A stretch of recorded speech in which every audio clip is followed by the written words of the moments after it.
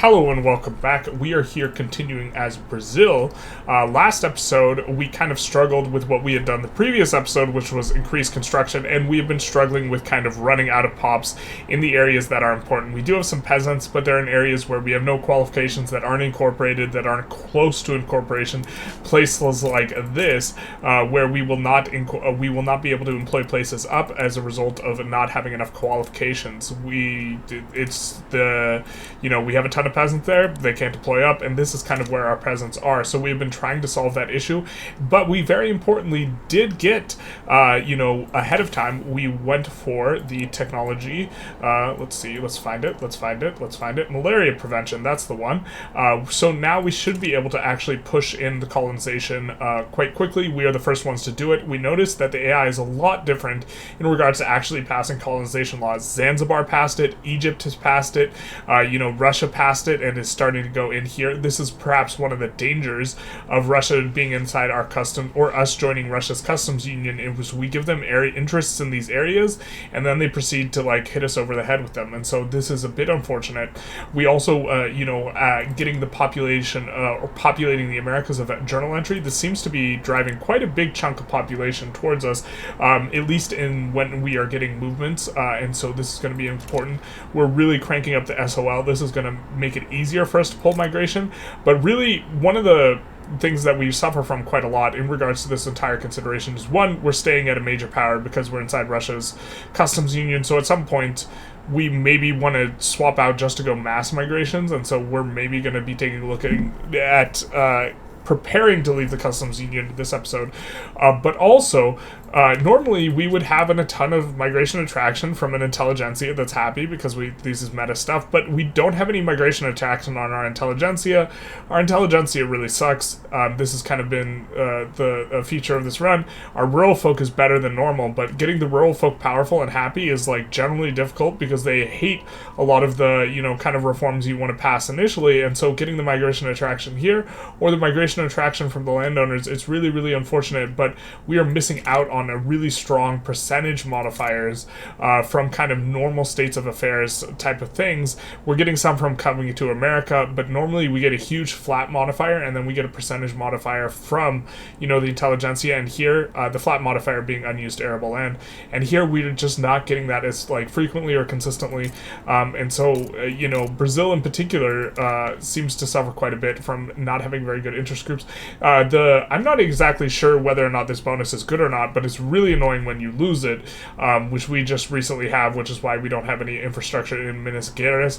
I think I don't like this bonus overall because, not because it's necessarily, I don't know whether tech speed or infrastructure is better. I think tech speed's probably a little bit better, but I think it's close. But I think that the infrastructure type of bonuses are really annoying because when you lose them, suddenly you're getting put in a situation where you get this because you have negative infrastructure. And so this is kind of what's been going on, what we've been dealing with, but we are very, very close to having a full united Brazil. Let's just look at the shame that is French Patagonia, and so maybe we're going to be trying to move towards that this episode, as well as moving towards getting into our own customs union, something like this. We do have a research ability. I think we're probably going to go for feminism, unless we think of something in particular that we want more, and we want monitors more, actually.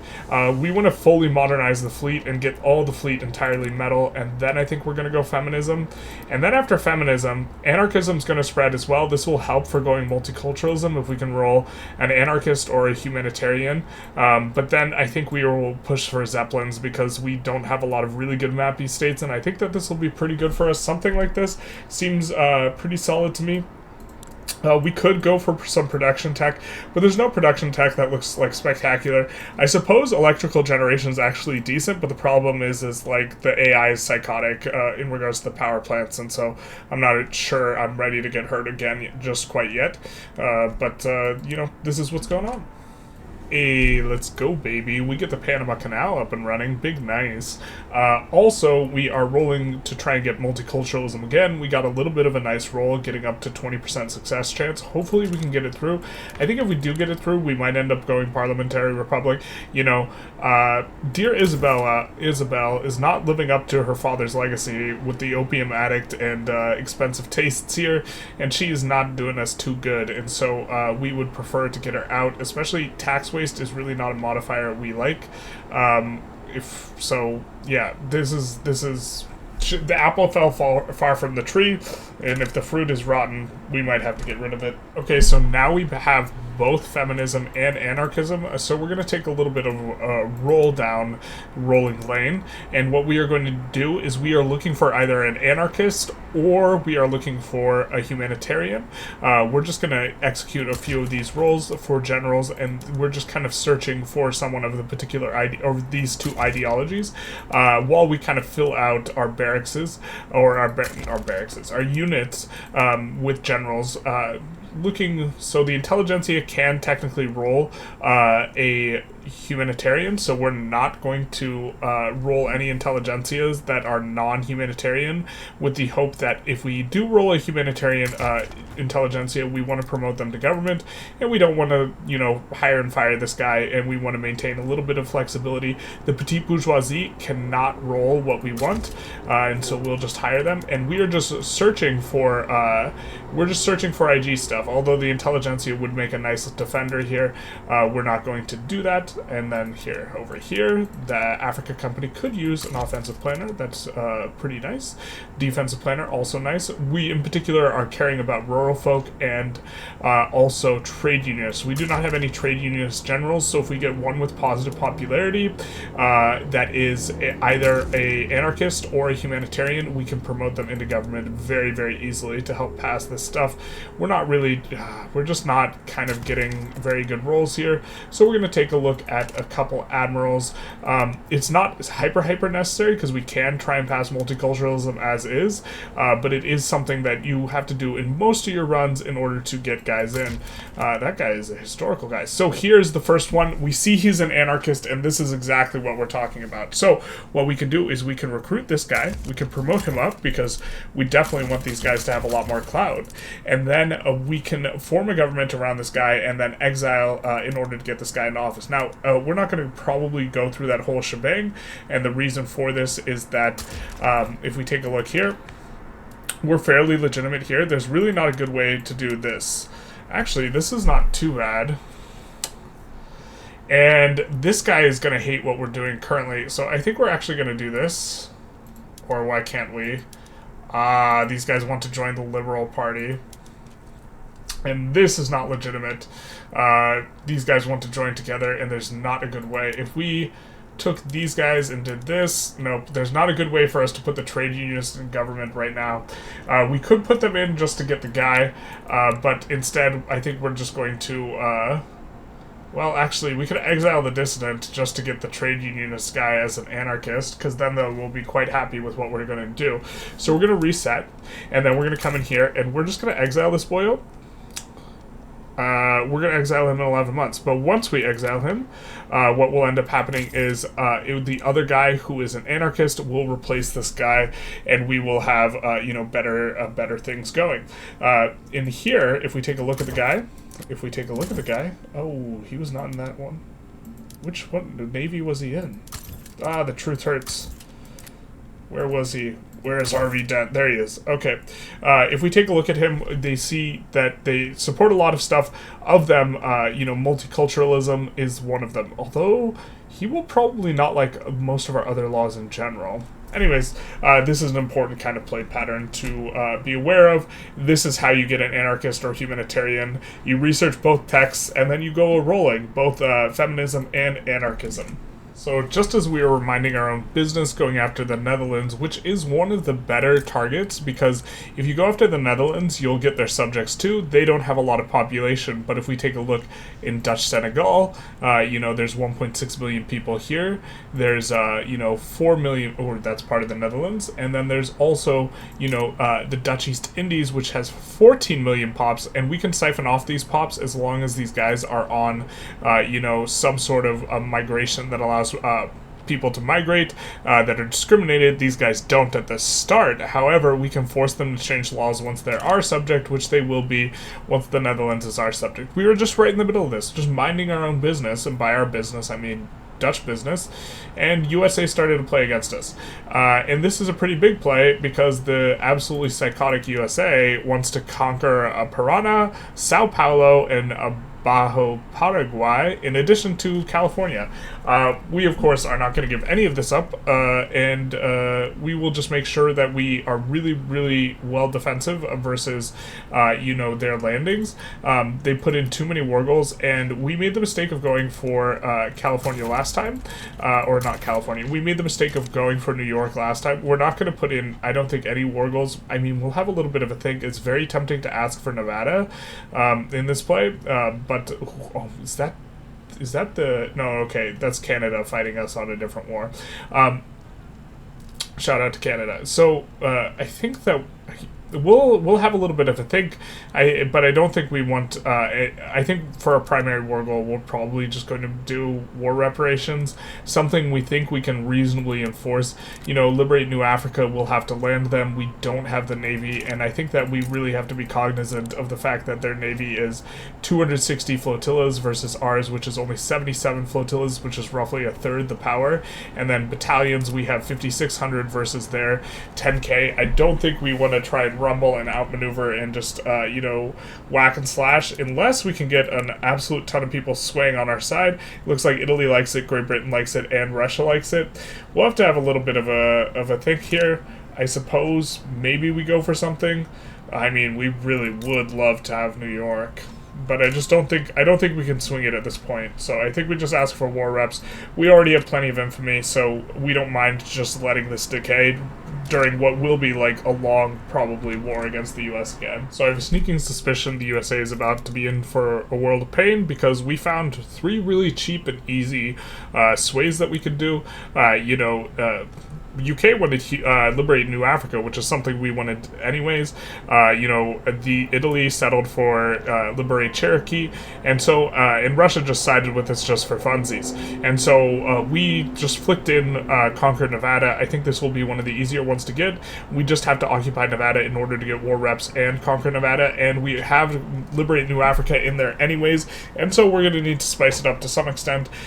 Maybe we can enforce this, maybe we can't, but if we can't, it's not nearly as much infamy as we've done before. I think we're going to re-increase taxes, considering we might be in for a little bit of a long haul / difficult time here, considering that they're going to be raiding our convoys and these sorts of things. Russia will be in here with us. I think the combined strength of all of our navies, Russia has 121 flotillas. The UK actually built up a ton of flotillas. They have a power projection of 1,500, and the USA has 300 with a power projection of 1,100 to complement our 79. I think that we have a decent chance of being able to win this, but the USA kind of has this defender's advantage, and they really sort of seem to be pretty good at setting in navies to defend at least the East Coast, really bad at defending the West Coast, and so we'll be able to see what we can make of this, war that we have coming up here. So the Netherlands conceded, and now the game of cat and mouse begins. We've also failed a ton of law passes, which is kind of a little bit disappointing, but we are just trying to find the places where they do not have a navy or an army, and we are trying to stuff in there. And so we will be kind of trying to retake California here, landing on this coast. We already took this little snippet of land, and we will be repeatedly kind of doing this little pattern, play pattern, and by getting this front wide open, we open it up for, our allies to hopefully bring in some reinforcements. We can't push the USA just all by ourselves, but there is like double the amount of troops. And so if just a few, sort of start bringing in, especially, the actual big cats like Russia, Italy, and Great Britain, if they manage to pull this in, and they have war goals themselves, so they're incentivized to do this because they want these things, other than Russia. Russia's not that incentivized, then maybe we can get something done. So we're pushing here. We're landing, I think, in Florida and right here, just looking to have a nice little spread. They aren't patrolling their navies quite so wide. They maybe are going to try landing on us, or are kind of terrorizing our convoys right now, but we have a nice amount of squads here to defend. We're going to move this mixed squad over. The purples are, infantry and artillery, and the blues down here, these are all defensive, and so we have 27 infantry-only defense that should be able to stave off any sort of naval invasion. And so this is kind of our strategy going in. We're going to need to micro a little bit to try and have our fleets dodging their fleets as best we can, because their fleets are quite a little bit bigger, despite the fact that, man, we've really been pushing the Navy. We have a very modernized fleet. I think our fleet is more modern than theirs. Of course, we could click and find out if we could find one. Where are their fleets? So here's one of their fleets. No, just kidding. We're on the same tech. Oh well, we start out with worse tech, so we'll consider it a moral victory. So things are getting a little bit crazy in that France has declared on so the Confederation of the Rhine, which was formed after we, subjugated the Netherlands. So they became the Confederation of the Rhine. And we see here the Confederation of the Rhine as part of their thing, conquer French Guiana, which is spectacular, and then we swayed in, and then we became the war leader here, and then Russia joined on our side. So this already looks pretty good. I think that they're a little bit stronger, but they will have a hard time getting Central Java and Rhinish East New Guinea. And we see here that UK is transferable, or they're gettable, and we can get them with just transferring Selangor as a subject. They are quite keen on it because they want dominion over Southeast Asia, and to be fair, they might go for us anyways to get Selangor. We won't really benefit too much from having a native interest there this way, or anymore anyway, and so we will be kind of swaying in and hoping that France just backs down. I think if we this will give us 2 infamy if we increase this. Oh, Confederation of the Rhine. This will making this primary will make them will give the Confederation primary infamy. So we like that. And then I think that we're just going to put in war reparations on France, and then we'll call it a day, because French war reparations is fine. If they get Guyana, this is great, because we would very much like to consolidate over here, because this has been the plan all along. We'll put someone on this front, although there's not too many to be spared. I think we have these guys. We'll put these guys on the front so we occupy French Guiana, and then we will be enforcing the complete war goal on them, because the war goals we have are war reparations in this, and we will continue trying to win this war. This is the hottest mess ever over here, though. Not sure exactly what's going on here. Oh man, they moved them. Terrible. So these guys were in the Dixie HQ, and they moved them up to this HQ. So there's no way we possibly get this landing in, unless... Are we supposed to, we're probably supposed to land in 2 different HQs at once. This is a little bit tricky because we don't quite have the Navy to support this, or at least move through navies like this, unless we had, help from an ally. And I don't think we're going to get that, so we might not end up enforcing on the USA, or enforcing what we would like. So the attacking of our convoys is doing quite a number on us. This is perhaps a reason not to hover, when you're about to go bankrupt type of balance, because obviously we've defaulted now, and this is making things difficult. The war with France hasn't started quite yet. I think we'd kind of be okay white piecing out the USA relatively early. Our subjects, our allies are not okay with this,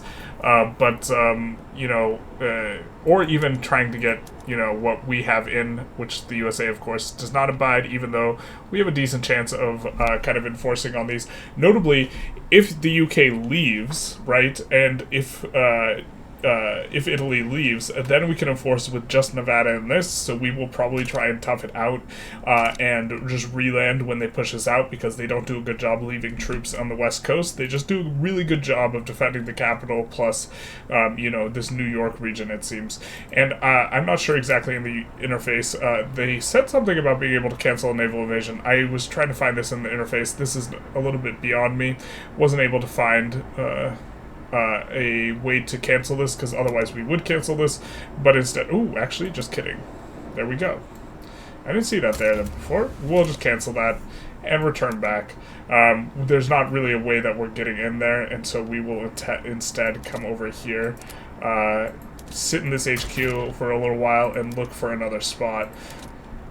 Until we can maybe get in on the USA and try and handle the USA and then handle France. Yeah, we are getting wrecked right now by lack of paper as a result of, you know, not having full access, giving us minus on the bureaucracy, giving us a huge negative tax waste. Now, our credit line is roughly even, but we haven't been constructing for a while now.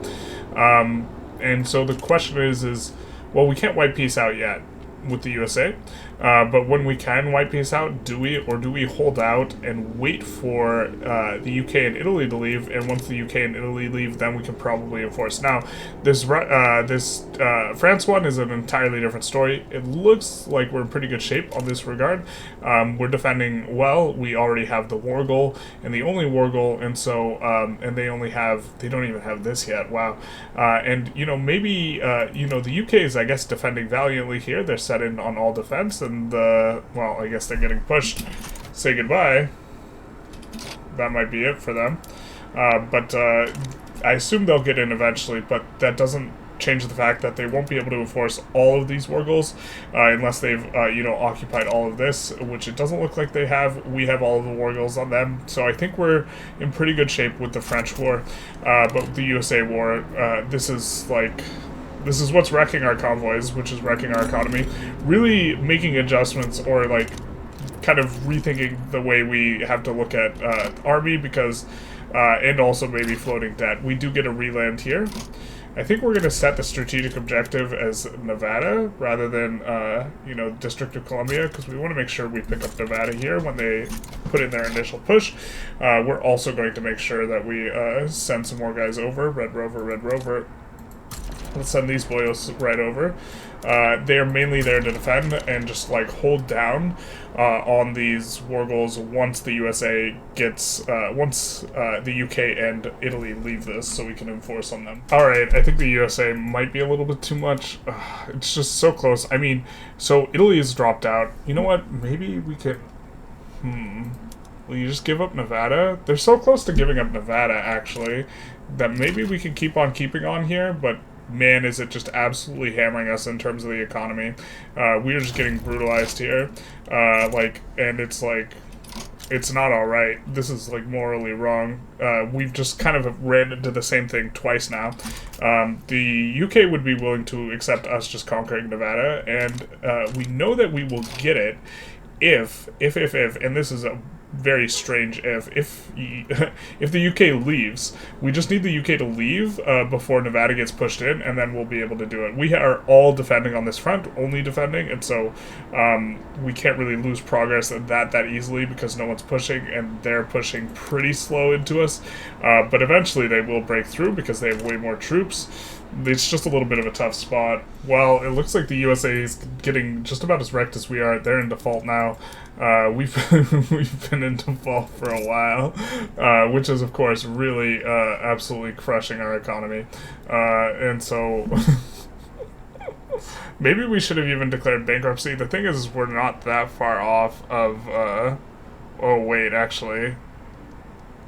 Remaining credit negative. Yeah, we're not that far off our credit line, so, like, once things start getting going again, we'll be fine, but, like, yeah. We also pulled everyone off this front to let them reoccupy us real quick so that we can push in, but they are much more amenable to giving us stuff, and so I think we're going to go for war reparations and Nevada if we can. It looks like the UK is kind of okay with us. Like, they want out of this war as well.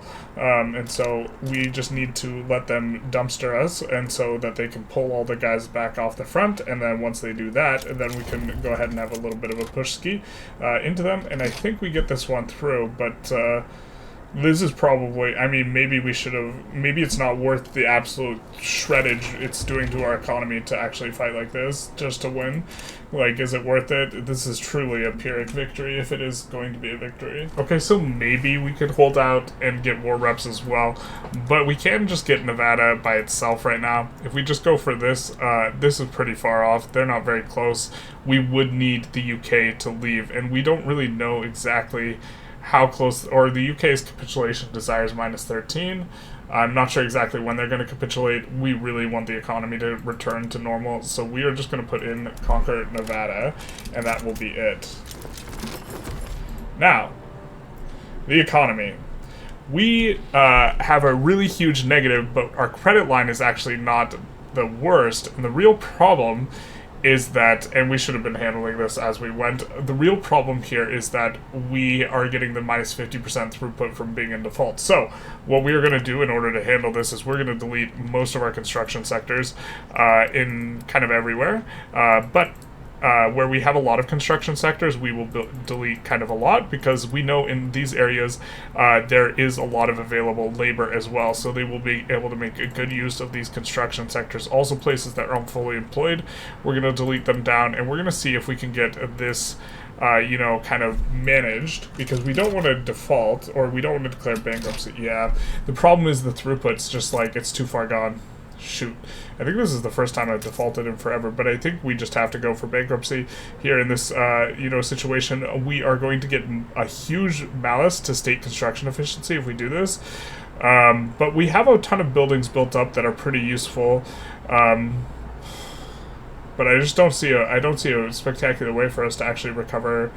And actually, if the line of credit increases, the problem is we can't really increase the line of credit, and we can't solve this bureaucracy problem very easily. Actually, you know what? The bureaucracy problems, if I'm not mistaken, is largely driven by lack of government funds. Or not government funds. It's largely driven by, let's see here. Are these guys places? Oh, these places are getting the negative throughput, defaulting on lines. Yeah. I don't think we can recover from this position unless we declare bankruptcy. Man, I haven't had to do this. I don't think ever. Yeah, this war just absolutely wrecked us. I mean, let's take a look at our... Yeah, we're paying basically nothing on construction goods. We're paying all entirely for government wages. We probably can't dig it out from the government wages. We decreased the government wages by quite a bit, but there's not going to be a kind of a way out. So we're going to declare bankruptcy here, actually. And then we should have getting our throughput back. So, as we're getting our throughput back, we're not going to add any construction right now. We deleted down a bunch of construction. We're just going to let this go, and we're going to let this crank for a little bit, because we're getting -75% construction efficiency, and so this is a pretty substantial negative. Women's suffrage is going to help out quite a bit.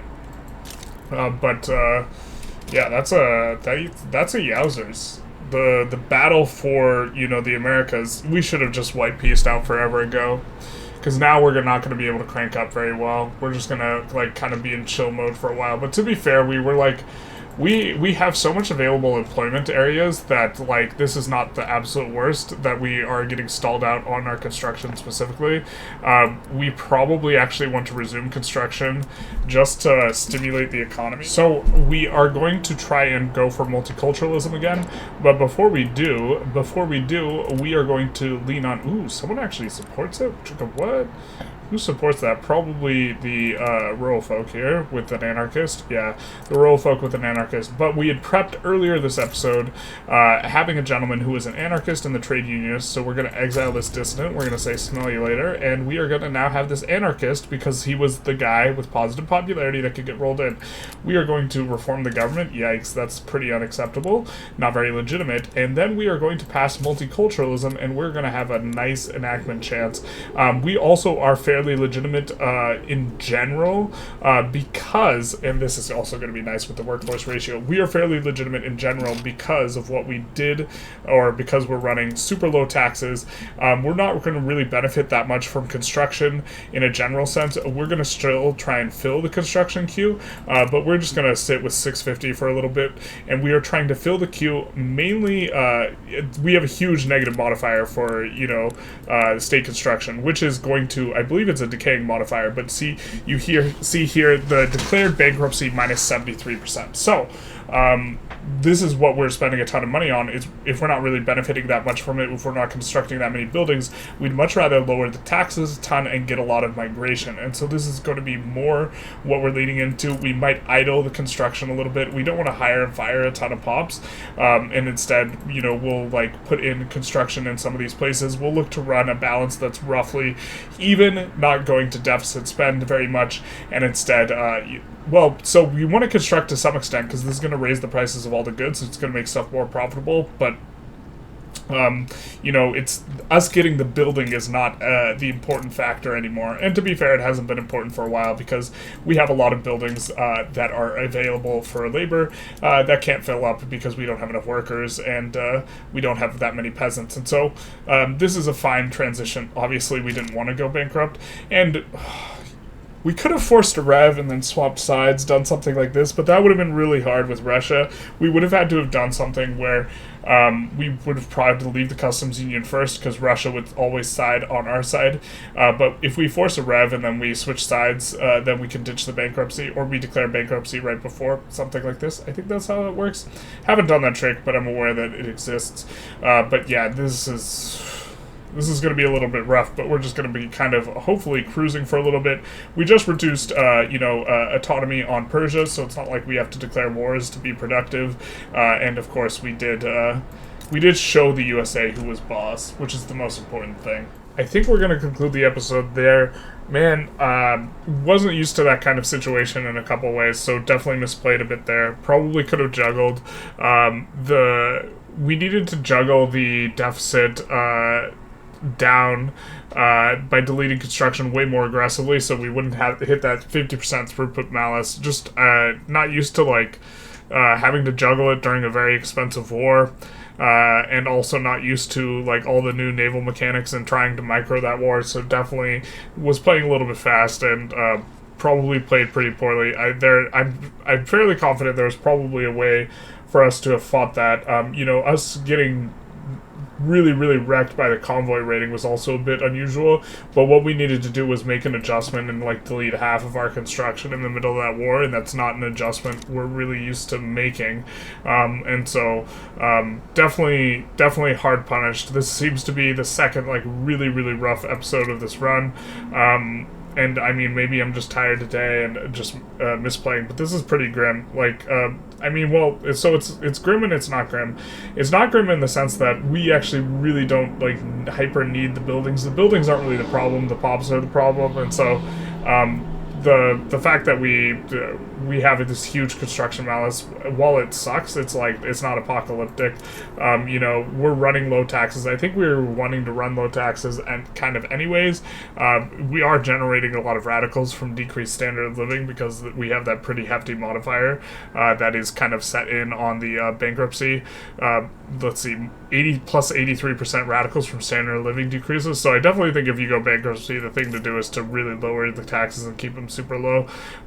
We have 650 construction. We can support that very comfortably. We're running a slight negative, and we have to pay extra on the interest because of the negative modifier, but I don't think it's going to get too out of hand. I think we'll be able to kind of build into this, and well, I guess we're not used to building into it when we're but I literally can't remember the last time I declared bankruptcy, so I don't remember the mechanics so well. We're going to try and play on. It's possible that we should have maybe just gone back to square one and just restarted the entire episode, but I'd rather show an episode where we struggle kind of on the back of some of the newer things than, just show episodes where just crushing all the time, because that's kind of silly, and this is maybe more interesting and informative. There are some bright spots here though in regards to what we're doing. We are starting to get the Navy up. Maybe we the monitor ironclad combo, like, we have the tech, but, like, man, we don't have the numbers anywhere near the USA, and we have to avoid tangling with them again. But the problem is they declared on us, like, in 5 years, and then 5 years later they declared, and so I'm not sure exactly how we managed to stave this off as much. Like, the combination of flotillas and raiding, it seems that they got wrecked a little by the UK, though, that time, so, because they defaulted as well. Yeah, I guess we just need to micro the default better and look to float at least having a quarter remaining, instead of just, like, redlining the entire time. Which we're kind of used to playing like that. Also, redlining's not as good when you're a major power anyway, so maybe this is just a mistake, and we should have just always been floating at least a quarter of our deficit remaining so that we would have wiggle room for this sort of thing, so we wouldn't get into this bit of a pickle. We kind of just, like, wanted to hit 1K construction 2 episodes ago, and I think this is probably the cause of the problems. It was a very artificial push to 1K, and 1K isn't even that useful because we're out of pops, and so... yeah, just like kind of mistakes are mounting up, you know, throughout the run. We are hopefully going to get multiculturalism. We have been struggling to try and pass this. I think out of our last 5 law passes, 4 have just failed, so that's also been just kind of rough. You know, we would love to be multicultural and have, like, not on wealth voting, be, like, deep in universal suffrage, be multiculturalism, which was going to help with the migration. And if we had multiculturalism, we would do stuff like subjugate Punjab, which has a ton of migrants, and so then we could start siphoning off a whole lot of migrants very, very, very easily instead of having to compete, you know, with the higher SOL, higher SOL Russia stuff. But yeah, this is, yeah, I don't know. If you guys like the episode, like, showing us kind of getting crushed, I guess, to some extent, please let me know, because that will kind of inform, well, I won't intentionally get crushed, so I actually don't know what it will inform, but it is important or useful feedback for me. Anyways, hope you enjoyed. Feel free to like, comment, subscribe, YouTube algo stuff, etc., mostly etc., and have a good one.